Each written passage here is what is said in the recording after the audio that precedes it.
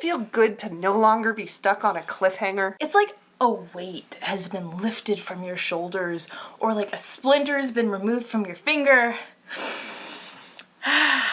Smell that tension-free air. V.E. Schwab did a mean thing and ended a gathering of shadows at a critical turning point.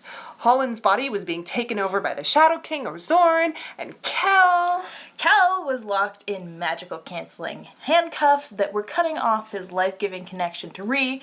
Ree was flat out dying, and Lila was tracking down Kel, hopefully in enough time to save Ree's life. And everything turns out fine.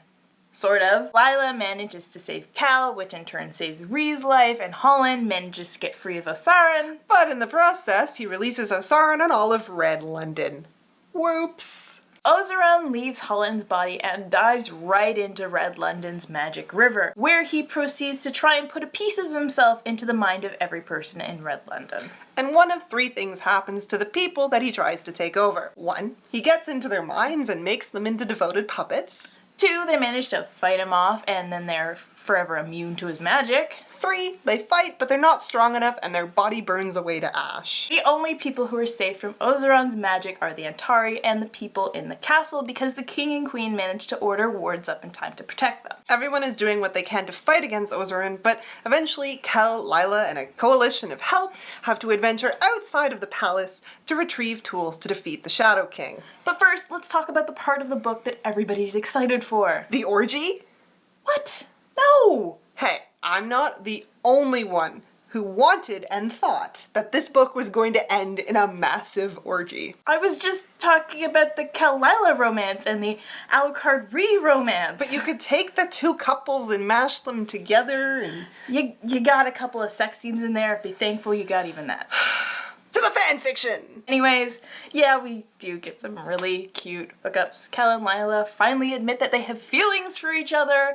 Lila has learned that she's capable of trusting people, and not just trusting people. Lila realized that she actually cares for people, whether she wants to or not, so she might as well make the best of it. And, well, Kel, he never really had a problem. He just finally got around to it, I guess. So they get together and it's cute, and you just know that they're in it for the long haul and they're going to have a lot of crazy, awesome adventures together. And then there's Alucard and Ree. There was some history and hurt feelings getting in the way of their delicious, delicious chemistry. What is it about them that makes them such an amazing couple? It's not just the chemistry. I think it's how Schwab gets across that their feelings are just so intense and it's too much for them to handle at that moment. It's uncomfortable and intriguing all at once, and you just go through some stuff when they're sharing scenes together. With all the chaos Ozorin is causing, a lot of things have to change, including the king and queen's relationship with Kel. In the last book, they spent all of their time acting like dickish ingrates, blaming Kel for all of their problems and trying to keep him in a cage. With Ozorin on the loose, all of that has to change. London is barely keeping itself together, which means that the king and queen are desperate and they have to use every weapon at their disposal.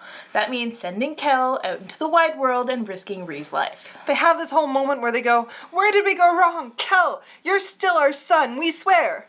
That just kind of makes you want to roll your eyes a bit. Too little, too late. The king and queen were practically the villains of A Gathering of Shadows. Schwab did a great job of convincing us to dislike them in the last book, and I don't think that too many people have forgotten that, Kel included. Even Kel was secretly thinking, oh sure, now you want to treat me like family.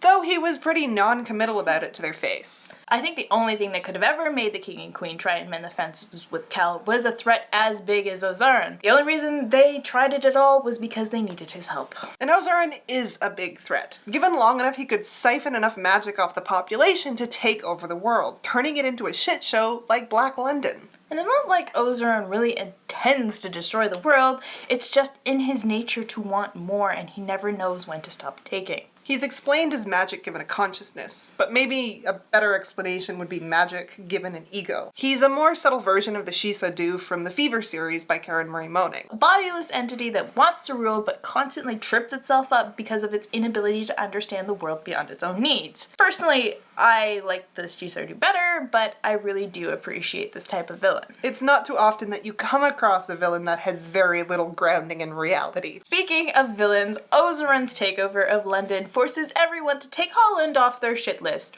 Or at least attempt to take Holland off their shit list. That's right, this book gives you an Atari A-team. Kel, Holland, and Lila working together! And poor Holland.